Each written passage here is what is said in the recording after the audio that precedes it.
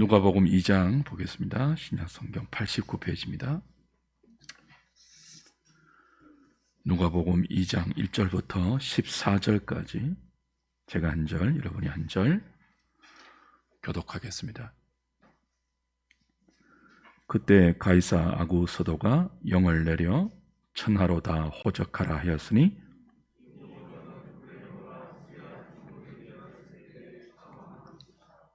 모든 사람이 호적하러 각각 고향으로 돌아가매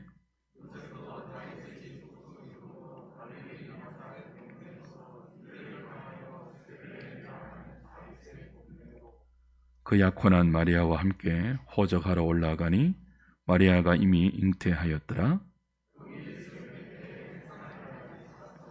첫 아들을 낳아 강보로 사서 구유에 뉘었으니 이는 여관에 있을 곳이 없음이러라.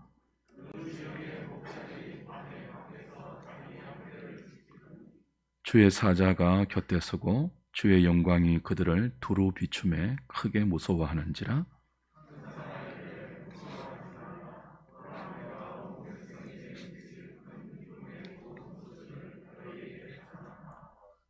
오늘 다윗의 동네에 너희를 위하여 구주가 나셨으니 곧 그리스도 주시니라.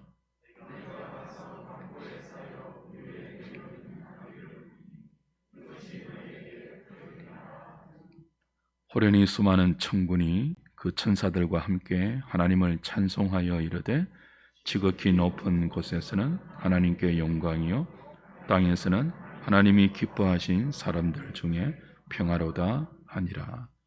아멘.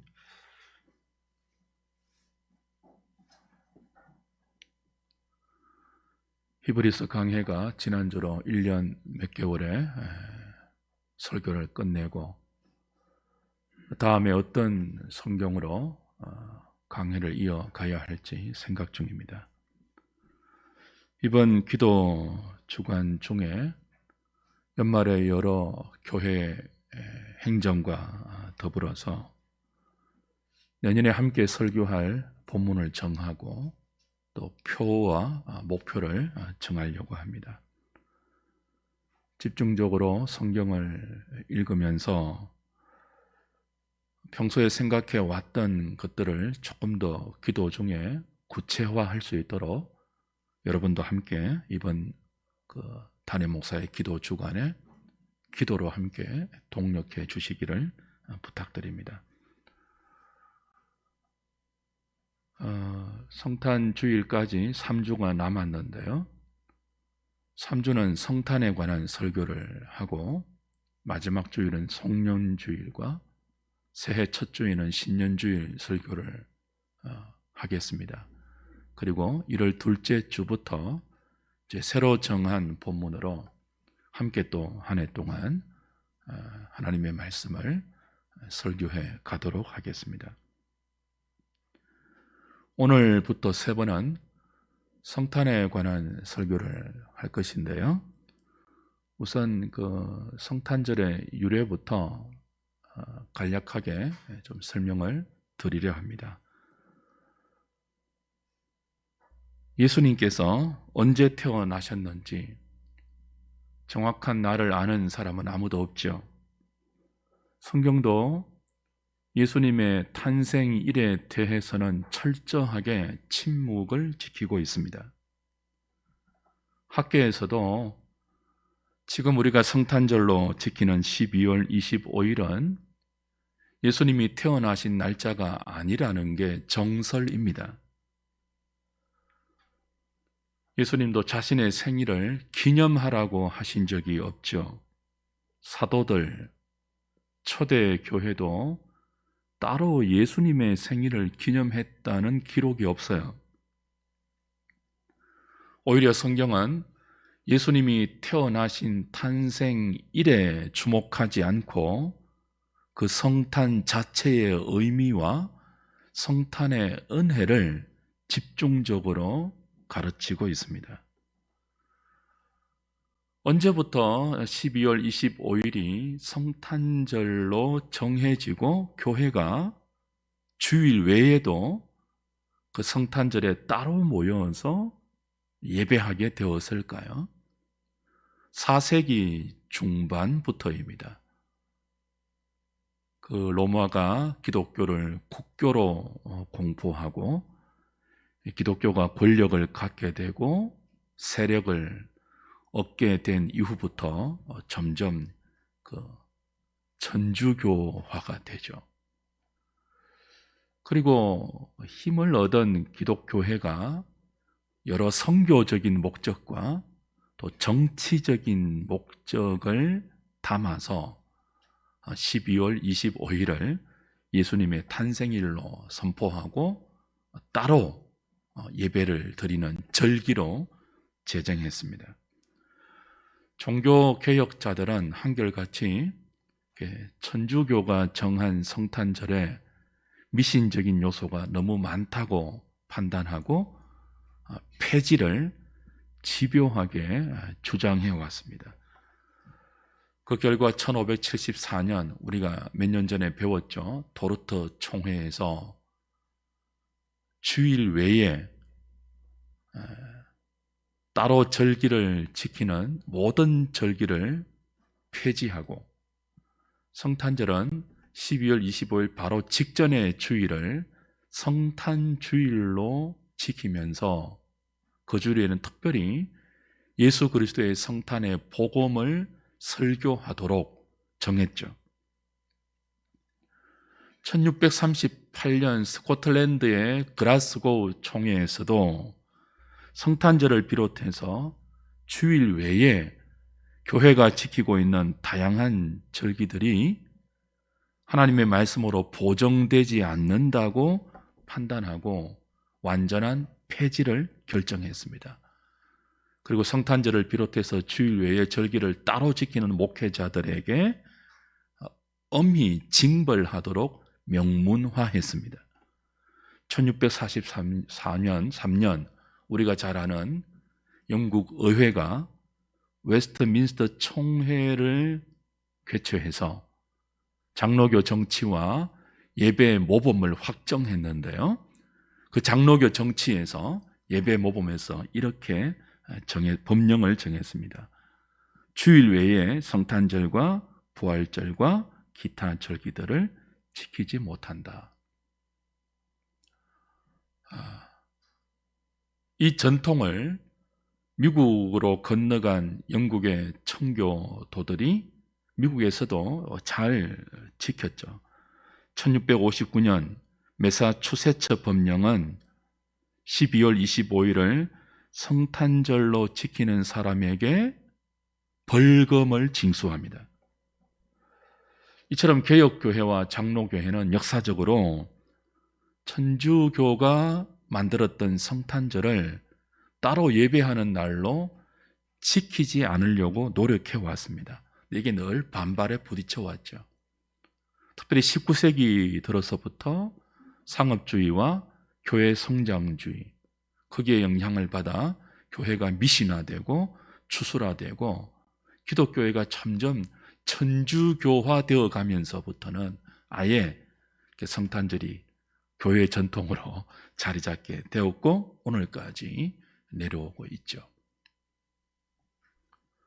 물론 그때처럼 미신적인 요소로 범벅이 된 성탄절은 아닙니다. 성탄절에 들어있는 모든 미신적인 요소를 걷어내고 순수하게 하나님을 예배하는 날로 이게 성탄절을 지키는데도 나름의 유익이 있습니다. 우리 한우리교회도 3년 전까지는 12월 25일 성탄절 예배를 따로 모여서 드렸지 않습니까? 그러나 3년 전에 우리 교회 당회는 1550 몇 년이죠? 1574년에 제정된 도르트 총회의 결의대로 12월 25일 바로 직전 주일을 성탄주일로 지키고 주일 외에 평일에 따로 절기를 정하여서 모이는 것을 당회 결의로 중단하고 주일 예배에 집중하기로 결의했습니다. 그 이후 한우리교회는 장로교회의 역사적인 전통대로 개혁교회의 성경적인 원리대로 성탄절에 따로 모이지 않습니다. 어떤 예배도 우리 드리지 않는다고요? 12월 31일에 드리는 송구영신 예배도 3년 전부터 우리는 따로 모이지 않고 그 전 주일을 송년주일로, 새해 첫 주를 신년주일로 지키면서 그 하나님의 말씀을 듣고 있죠.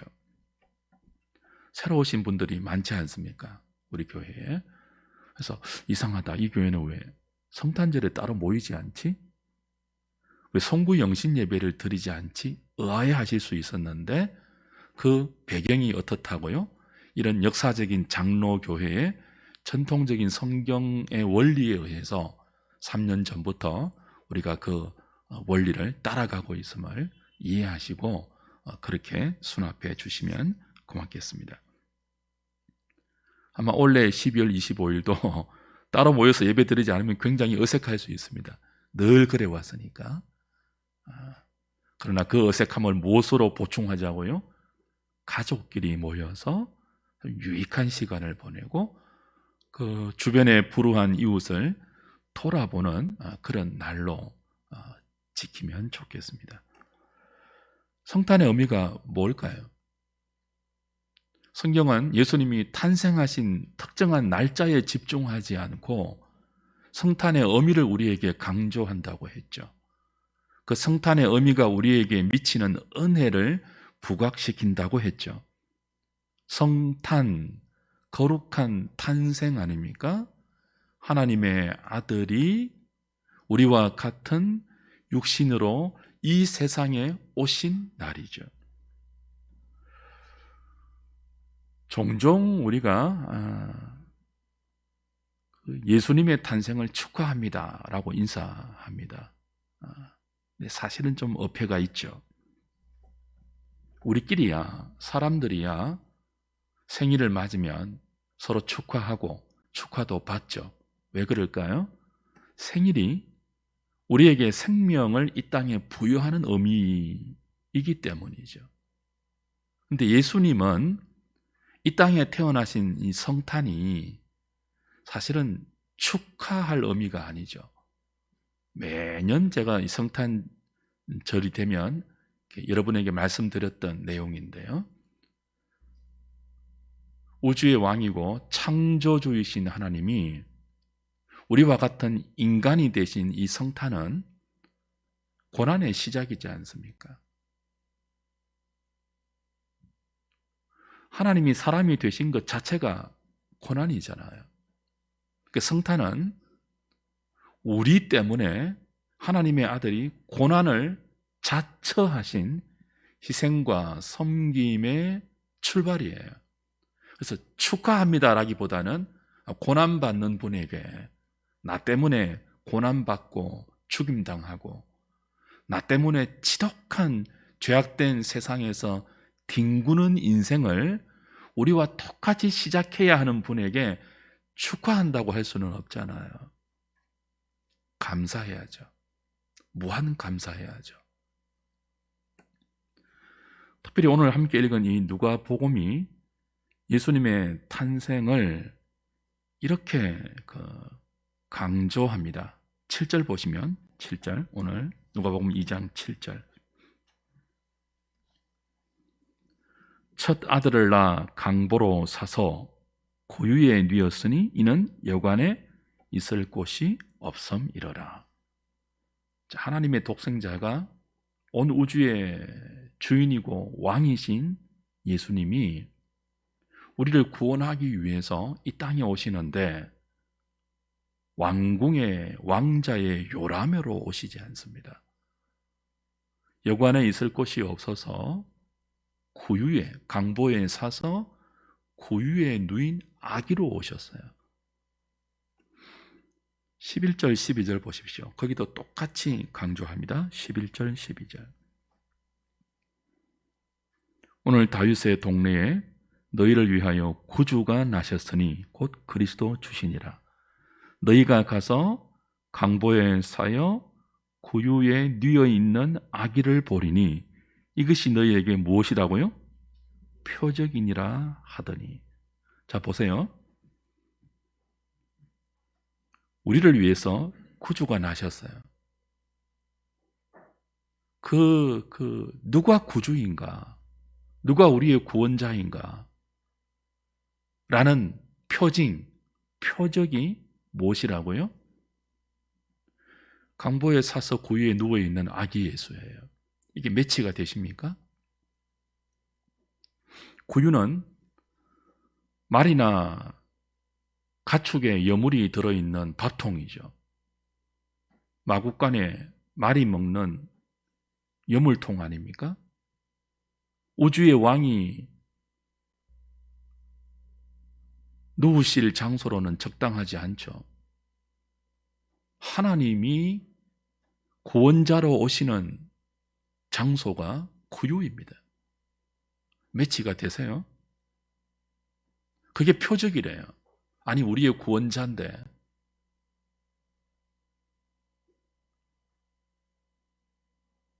높은 곳에서 천군 천사들의 호령을 받으면서 불칼과 불수레의 위험을 동반하고 모든 인생이 두렵고 떨림으로 벌벌 떠는, 그래서 그 앞에 부복하고 무릎 꿇고 고개를 들지 못하는 권세를 가진 모습이 아니라 온 세상의 구주인데, 그 구주의 사인, 그 구주의 표징이 뭐라고요?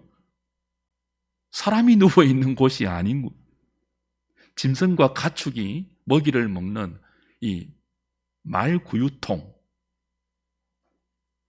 여물통, 거기에 강보에 쌓인 연약한 아기로 오셨죠. 당시 팔레스타인의 가난한 서민 가정에는 안채에 칸을 질러서 구유로 사용했습니다.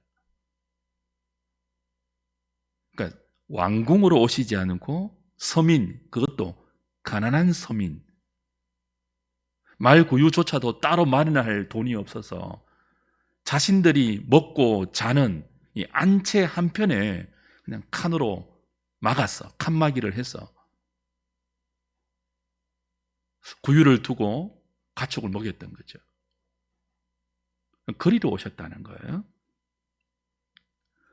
그 모습이 너희를 위한 구주의 표적이다, 표징이다 라고 말하는 성경의 정언이 우리의 일상적인 어떤 그 이해와 매치가 되십니까? 잘 어울리지 않죠. 13절, 14절을 보시면 또 이렇게 연결이 됩니다. 호련히 수많은 천군이 그 천사들과 함께 하나님을 찬송하여 이르되 지극히 높은 곳에서는 하나님께 영광이요 땅에서는 하나님이 기뻐하신 사람들 중에 평화로다. 하나님께 영광이래요. 보편적인 우리의 상식이 갖고 있는 영광의 이미지는 말구유 아니죠. 높은 권력과 지위가 누구에게도 인정될 수 있는 화려한 자리이죠. 가장 낮고 가난하고 비천한 서민의 안채 한 구퉁이에 칸막이로 막혀서 마련된 구유통의 강보에 사서 누여진 아기 예수. 하나님께 영광이라는 우리의 그 이미지와는 잘 어울리지 않습니다. 더군다나 10절에는 이런 말도 있어요. 천사가 이르되 무서워하지 말라. 보라, 내가 온 백성에게 미칠 어떤 소식이라고요? 큰 기쁨의 좋은 소식을 너희에게 전하노라. 이렇게 구유의 강보에 쌓여서 누워있는 아기 예수가 구주의 표적일 뿐 아니라 온 세상에 미칠 큰 기쁨의 좋은 소식, 복음이래요. 여러분, 성탄절이라든지 예수님의 은혜를 생각하면 무작정 이렇게 무작정 은혜 받으려고 스탠바이 하시면 안 돼요. 생각을 하셔야 됩니다. 지금 매치가 잘 안 되거든요. 구유에 누워있는 아기 예수가 어떻게 구주의 표징이 되며 어떻게 하나님께 영광이 되며 세상의 평화가 되느냐, 온 세상을 구원할 온 백성에게 미칠 큰 기쁨의 복음이 될 수 있느냐. 힘도 없는데, 그죠? 권력도 없는데, 지위도 없는데, 가장 낮고 비천한 가난한 서민의 안채 한 구석덩이에 사람이 누워있는 장소가 아닌 말들이 밥을 먹고 있는 그 밥통에 누워있는 지극히 작은 아기가 어떻게 온 백성에게 미칠 큰 기쁨의 소식이 될 수 있으며 그가 우리의 구원자라는 사인, 표적이 될 수 있냐는 말이에요. 더군다나 온 세상에 미칠 기쁨의 큰 소식으로 오신, 땅에서 하나님의 기뻐하심을 입은 사람들에게 평화로 오신 그 예수님이 성탄했을 때 어떤 일이 일어나는지 한번 보십시오. 마태복음 2장으로 한번 가보세요. 마태복음 2장 16절.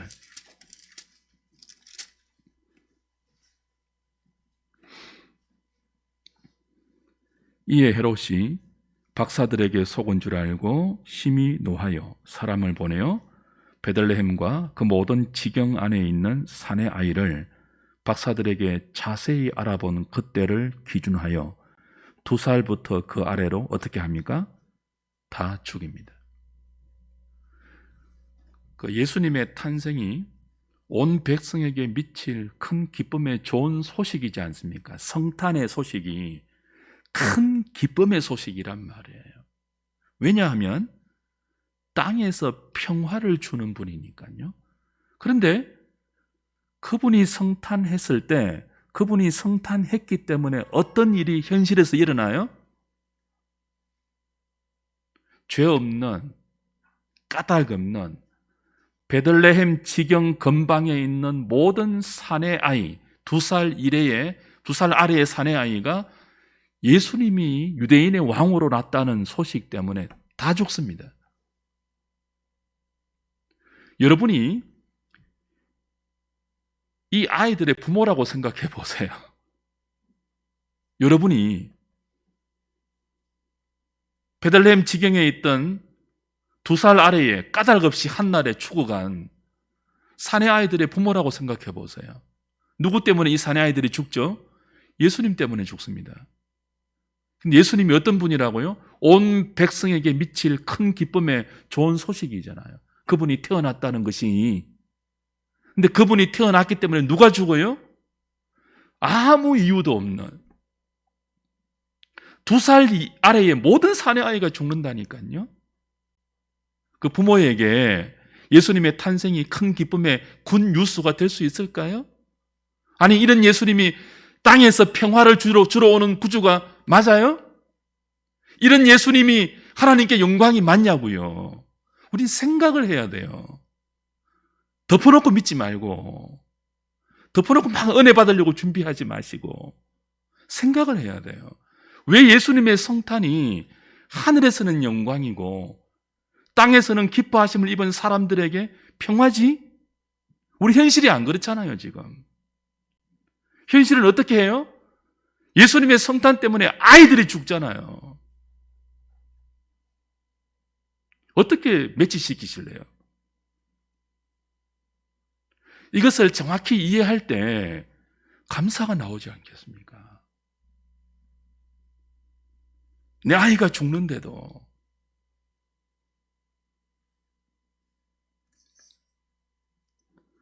구약 성경이 메시아를 약속할 때 2가지 내용으로 합니다. 하나는 승리의 메시아로 약속을 해요. 승리를 주는 메시아. 자기 백성을 위로하고 승리를 가져다 주는 메시아로 약속을 해요. 또 하나는요, 고난받는 종으로 약속을 해요. 이 2가지가 결합해서 구약 성경은 우리에게 구원자가 약속됩니다. 근데 유대교는 예수님을 메시아로 인정하지 않잖아요. 왜냐하면 구약 성경이 약속했던 승리를 오해해서 그래요. 고난받는 종의 모습으로 오는 메시아를 인정하지 못해서 그래요. 그들은 구약이 약속했던 승리를 주는 메시아를 어떤 승리로 해석했죠? 정치적, 군사적, 경제적 승리로 오해했죠. 그러나 성경이 메시아를 통해서 주시는 승리는, 이김은 군사적, 정치적, 경제적 의미가 아니죠. 죄와 사망의 고통 가운데 빠져 있는 죄인들을 그 죄의 권세에서 해방시키는 승리이죠. 저와 여러분들을 죄의 권세에서 해방시키기 위해서 메시아는 그 승리를 위해 고난받아야 되죠. 고난받는 종, 이사야 43장, 우리가 잘 아는.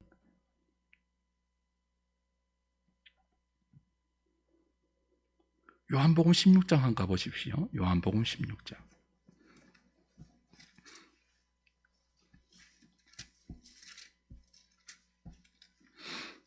33절입니다. 여러분이 잘 아시는 내용인데요. 같이 한번 읽어보겠습니다. 시작. 이것을 너희에게 이르는 것은 너희로 내 안에서 평안을 누리게 하려 함이라. 세상에서는 너희가 환난을 당하나 담대하라. 내가 세상을 이기었노라. 예수님의 평안을 우리에게 주신대요. 근데 그 평안을 주신다고 하시면서 무엇을 덧붙이죠? 세상에서는 너희가 환난을 당한다 그래요. 여러분, 환난과 평안 매치가 되세요? 내게 있는 평안을 너희에게 준다. 그러나 뭐라고요? 환난을 당할 것이다. 근데 담대하라. 왜요? 내가 세상을 이기었기 때문이다. 내가 세상을 이기었기 때문에 담대하라요. 너희들이 세상에서 환난을 당할 것이지만 담대하래요. 그리고는 17장의 대제사장의 기도를 하시고 어디로 가세요? 이기기 위해서 십자가로 가세요. 세상을 이기었다 하시는 분이 십자가에 비참하게 죽으신다고요. 가장 무기력하게, 가장 연약한 패배자의 모습으로 십자가에 죽으신대요. 근데 예수님 뭐라고 하세요? 그게 내가 세상을 이기는 방법이래요. 그리고 그 방법을 통해서 평안을 주신대요. 그러니 환난을 당해도 담대하래요. 매치되십니까? 땅에서는 기뻐하심을 입은 사람들 중에 평화가 우리의 현실에 어떻게 적용되죠? 우리가 일반적으로 기대하는 그런 평안입니까? 그런 승리를 통해서입니까? 그런 영광의 방식으로입니까? 아니요. 그 시작부터가 구유에 누인, 강보에 사서 구유에 누워있는 아기의 모습입니다. 왕궁에 누워있는, 요람 속에 있는 왕자의 모습이 아니라, 그 예수님이 오셨는데 2살 아래의 남자 아기가 다 죽는 환난의 현실이에요. 모순과 부조리와 억울함의 연속이 예수님이 오셨는데도 중단되지 않습니다. 그런데 성경은 우리에게 가르칩니다. 땅에서는 기뻐하심을 입은 사람들 중에 평화다. 내가 너희에게 나의 평안을 끼치노니 너희가 세상에서 환난을 당하나 담대하라. 내가 세상을 이기었노라. 그리고는 십자가로 가시는 거예요. 강보에 쌓여서 구유에 누인 아기가 십자가로 종결되므로 그런 그의 시작과 그의 마침을 통하여 마침내 하늘에서는 영광이 선포되고 땅에서는 하나님의 기뻐하심을 입은 사람들 중에 샬롬, 평화가 전해집니다.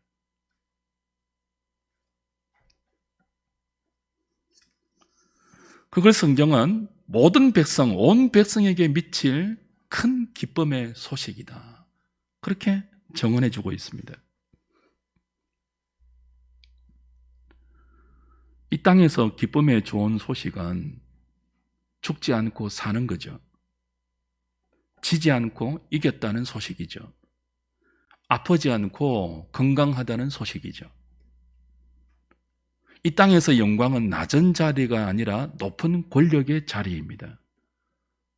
이 땅에서 영광 받는 것은 말구유에 누인 아기의 모습이 아니라 왕궁의 요람에 누워있는 왕자의 모습입니다. 이 땅에서 낮은 자리로 내려가면 영광이 아니라 수모를 당합니다.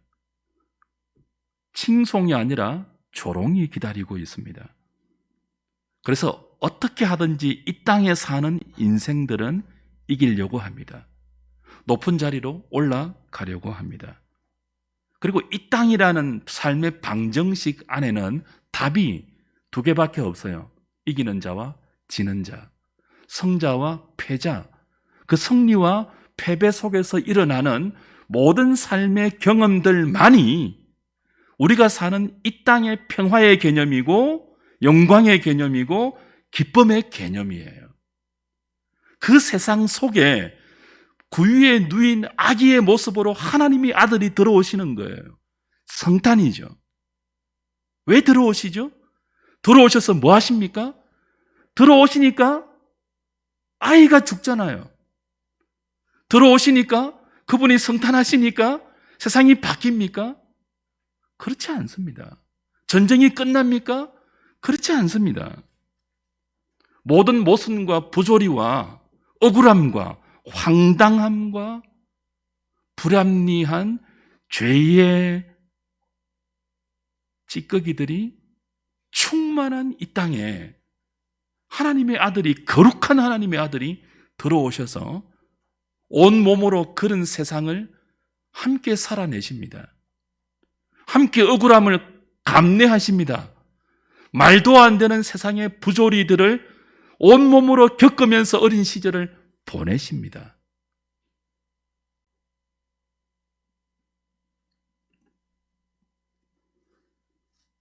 죄가 만들어 놓은 온갖 구족물들을 다 맛보시죠. 죄 없는 그분이 모든 죄가 만들어 놓은 더럽고 냄새나는 죄의 구족물들을 다 경험하고 맛보십니다. 경쟁에서 이기고 싸움에서 승리해야만 살아남고 목숨을 부지할 수 있다는 이 세상의 삶의 방정식에서 승패와 상관없이 생명의 원천으로 사는 전혀 다른 삶의 방정식을 풀어내시고 보여주십니다. 이게 아니라는 거죠. 기쁨의 좋은 소식으로 오셨고 땅의 평화를 만들어내는 분으로 오셨는데 그 기쁨과 평안을 우리가 살아내는 삶의 방정식이 있잖아요. 세상이 만들어 놓은 삶의 공식이 있잖아요. 어떻게 해서든 다른 인생과 싸워서 이겨야 한다. 내 몫은 확보해야 되고 빼앗기지 말아야 된다. 물러서지 말아야 된다. 경쟁에서 승리해야 된다. 지면 끝이다. 망하면 모든 것이 끝나고 죽으면 아무것도 없다. 이 세상의 방식이거든요. 기뻐하심을 입지 못한 모든 자연인들의 만들어 놓은 삶의 방정식이 그거잖아요. 우린 그 방정식 안에서 울고 웃고 이김이 있고 패배가 있고 웃음이 있고 슬픔이 있으며 행복이 있고 불행이 있습니다. 근데 그 삶의 방정식 안에서 조금 더 나은 상대적인 기쁨, 상대적인 평안을 주시려고 하나님의 독생자가 성탄하신 게 아니고 이런 삶의 그 말도 안 되는 방정식 안에 몸소 들어오셔서 이걸 뒤엎어내지는 않으세요. 그 안에서 그대로 사시면서 전혀 다른 삶의 방정식을 만들어내시고 그걸 답으로 풀어내시죠. 어떻게 해요? 아버지요? 저들을 용서하여 주소서. 자기들이 지금 무슨 짓을 하는지 모르고 있습니다. 자, 강보에 쌓여서 구유에 누인 아기로 오셔서 십자가로 삶을 종결하시잖아요. 그 십자가의 끝에 뭐가 있습니까? 그 억울함을 뒤집어 엎는 전복이 아니에요. 혁명이 아니에요. 무지한 인생들에 의해서 침뱉음을 당하고 조롱과 수모를 당하며 그 모든 억울함을 한꺼번에 증명하는 기적으로가 아니라 어떻게 한다고요? 아버지여, 저들을 사하소서. 자신들이 뭘 하는지 모르나이다. 전혀 다른 방정식이잖아요.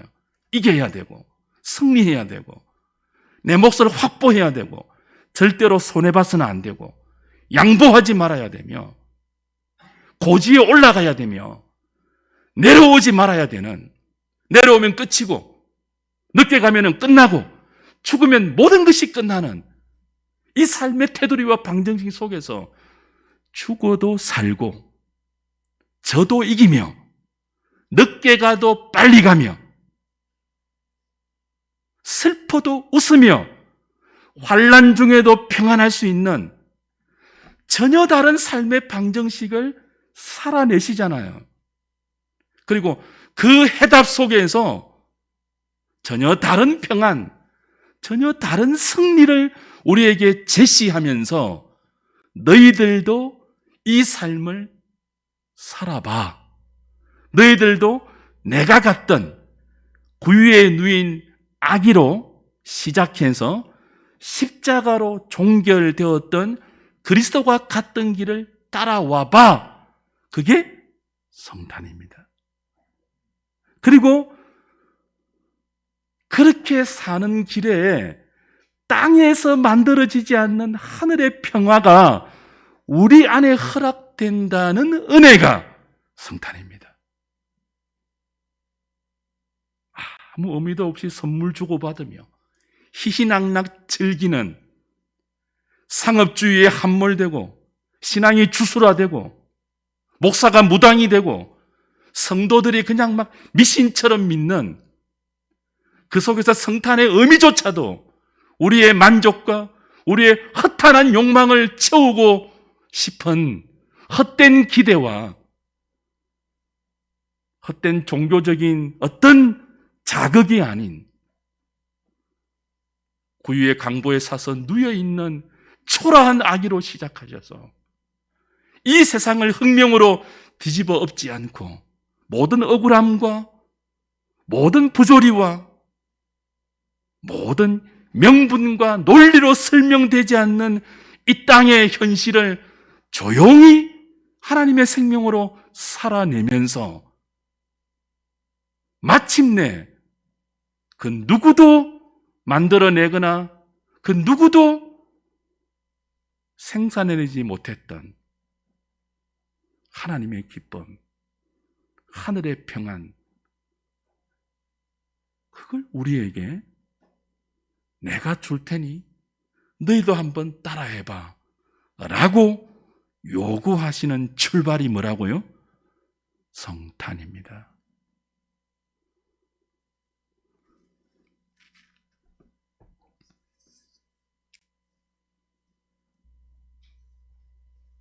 마가복음 15장 한번 가보십시오.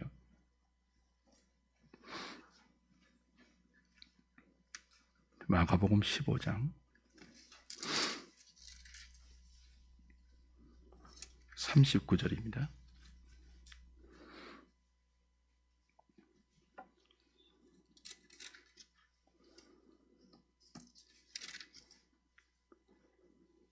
예수를 향하여 섰던 백부장이 그렇게 순지심을 보고, 예수님 이제 십자가에서 죽으신 거죠.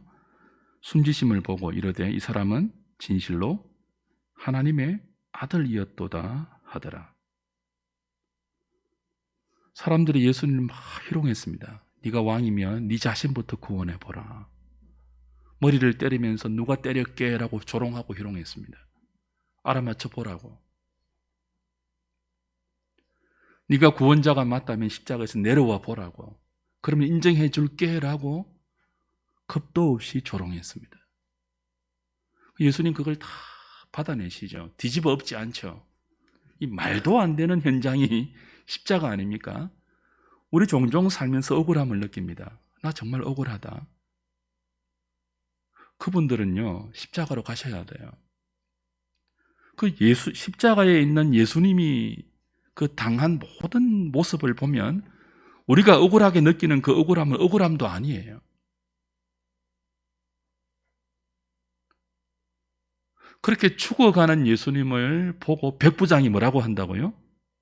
진실로 이 사람은 하나님의 아들이 맞다. 여러분 매치가 되십니까? 아니 하나님의 아들인데 어떻게 인간에게 조롱을 당하고 한마디 한 것도 없이 진실의 힘도 논리적으로 밝히지 않고 그렇게 무기력하게 죽을 수 있습니까? 하나님의 아들 맞습니까? 그런데 백부장은 뭐라고 한다고요? 그 말도 안 되는 억울함의 극치의 장소에서 가장 비참하고 가장 처참하고 가장 무기력하게 죽어가는 나사렛 예수를 보고 이 사람이야말로 진실로 하나님의 아들이라고 고백하는 이 고백의 비결이 뭘까요? 뭘 보고 그렇게 했을까요? 누가복음 23장 가보십시오. 이렇게 답을 해요.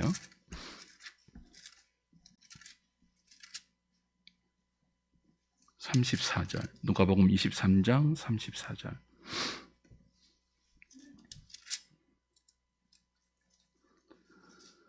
같이 읽겠습니다. 시작.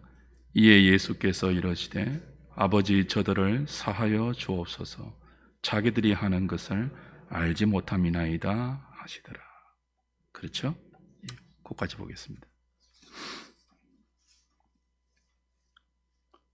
백부장이 진실로 이 사람이야말로 하나님의 아들이 맞다라고 인정하고 고백했던 것은 그가 자신에게 쏟아진 모든 부당하고 억울한 상황을 기적적인 모습으로 반전시키고 자신을 증명하여 보란듯이 역전시켰기 때문이 아니라 그 조롱 속에서 이런 기도하면서 조용히 죽어갔기 때문입니다.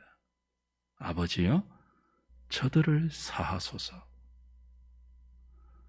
저들이 자신이 하는 것을 알지 못함이니이다. 여기 하나님의 영광이 있습니다. 전혀 다른 삶의 방정식의 답이죠. 여기에 땅에 평화가 있습니다. 여기에 인생들이 갈구하는 그 기쁨의 소식의 차원을 뛰어넘는 모든 백성들이 정말 느껴야 하는 큰 기쁨의 좋은 소식이 있습니다. 그렇게 아버지가 우리도 용서해 주십니다. 우리가 지금 살아가는 삶의 모양을 보면요, 바로 죽어서 마땅한 모습들이죠. 근데 왜 아버지가 용서하시죠? 우리가 알지 못함을 불쌍히 보기 때문입니다.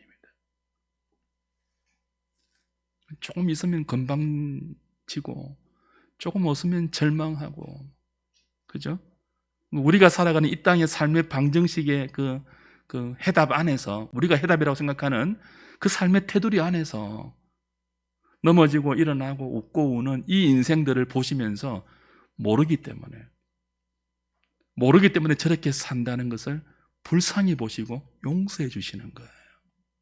그게 뭐라고요? 큰 기쁨의 좋은 소식이에요. 알기 때문에 용서할 수 있는 거죠. 그 하나님의 용서와 그 하나님의 무한한 사랑과 자비가 이 말도 안 되는 세상 속에 직접 오셔서, 예수님의 구원은 이게 아닙니다. 하늘 보좌 높은 곳에서 이렇게 믿음의 동아줄 내려놓고 살 사람 이 믿음으로 잡아라, 끌어당겨, 이게 아니에요.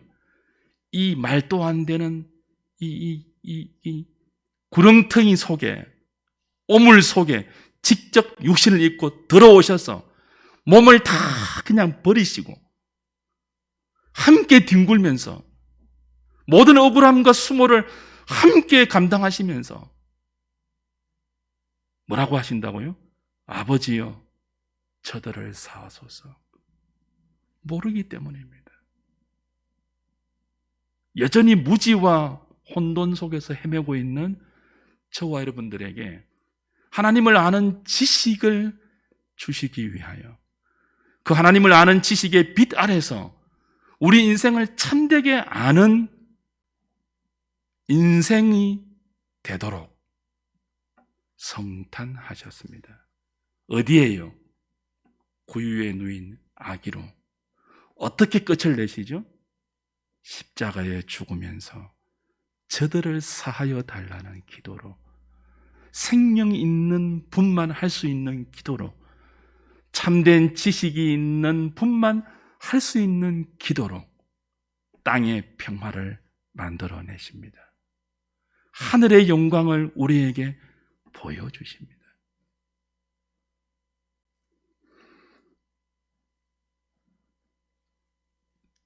사도행전 7장 가보실까요?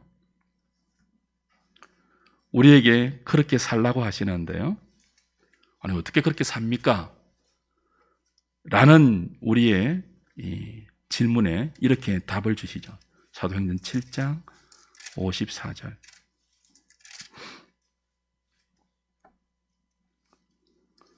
스데반이 유대인들에게 돌로 맞아 죽어가는 장면입니다. 54절부터 보십시오. 그들이 이 말을 듣고 마음에 찔려 그를 향하여 이를 갈거늘 스데반이 성령 충만하여 하늘을 우러러 주목하여 하나님의 영광과 및 예수께서 하나님 우편에 서신 것을 보고 말하되 보라, 하늘이 열리고 인자가 하나님 우편에 서신 것을 보노라 한대, 그들이 큰 소리를 지르며 귀를 막고 일제히 그에게 달려들어 성 밖으로 내치고 돌로 칠세, 정인들이 옷을 벗어 사울이라 하는 청년의 발 앞에 두니라. 그들이 돌로 스데반을 치니 스데반이 부르짖어 이르되 주 예수여, 내 영혼을 받으시옵소서 하고 같이 읽을까요? 무릎을 꿇고 크게 불러 이르되 주여, 이 죄를 그들에게 돌리지 마옵소서. 이 말을 하고 죽으니라 자니라. 돌로 맞아 죽어가면서 스데반이 성령으로 충만합니다. 그리고 그 성령 충만한 가운데 예수님을 보게 되죠. 하늘이 열리고. 어떻게 기도하면서 죽는다고요? 예수님이 십자가에서 했던 똑같은 기도를 스데반이 하면서 순교합니다. 근데 성경은 이것을 하나님께 영광이다 그럽니다. 땅에서 평화가 오는 유일한 길이다 그럽니다. 그때는 느끼지 못했지만 사울이 그 장소에 있었지 않습니까?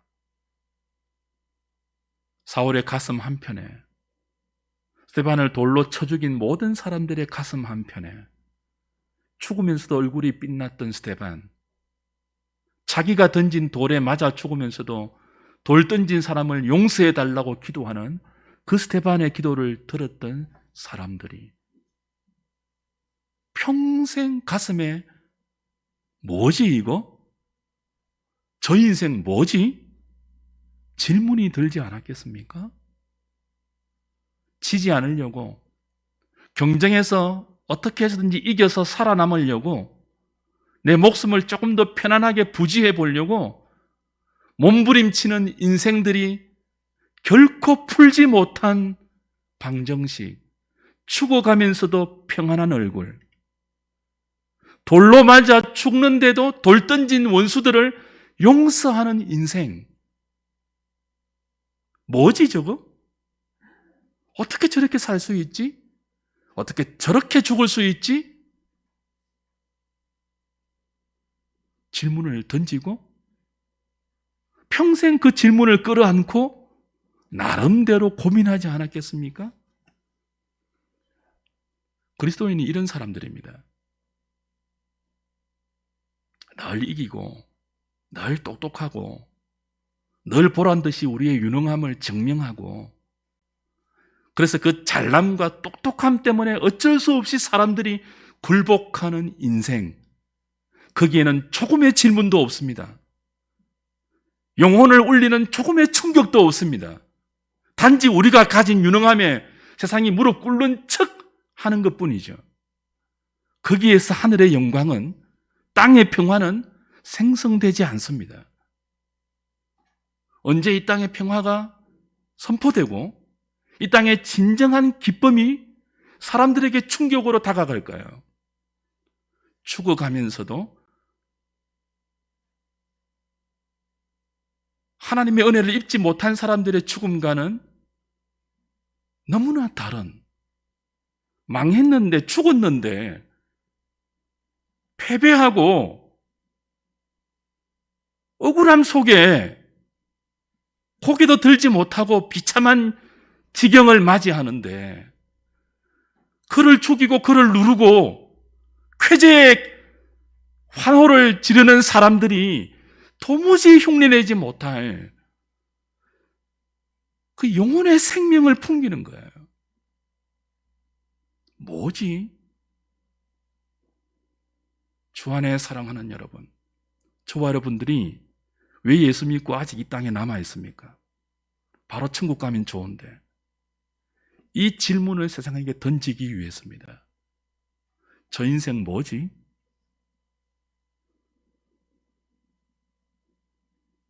예수님 그렇게 성탄하셨습니다. 그리고 그 다른 차원의 삶의 방정식을 우리에게 내어주셨고, 답을 얻기 위해서 내가 간 길을 따라오라고 권면하십니다. 성령을 줄게, 스데반처럼. 성령의 감동으로 준 말씀을 줄게. 그 말씀으로 평생 너와 함께 할게. 무조건 이기려고만 하지 마. 모든 사람을 경쟁자로 보지 마. 함께 살아야 할 인생의 동반자로 여기고, 희생하고 섬기고 배려하고. 그래서 내 몫이 조금 작아져도 하나님이 내게 줄로 재어준 구역이 있음을 신뢰하고, 일용할 양식을 주시는 생명의 하나님을 믿고, 아버지여 저들을 사하여 주옵소서. 주님의 기도를 흉내내면서 살아갈 때, 어떤 특정한 날을 지키지 않아도 그런 믿음을 가진 모든 그리스도인들을 통하여 성탄의 기쁨과 성탄의 영광과 성탄의 평화가 우리 주변에 번져가지 않겠습니까? 그런 믿음으로 남은 생에 잘 살아가는 저와 여러분 다 되시기를 주님의 이름으로 부탁드립니다.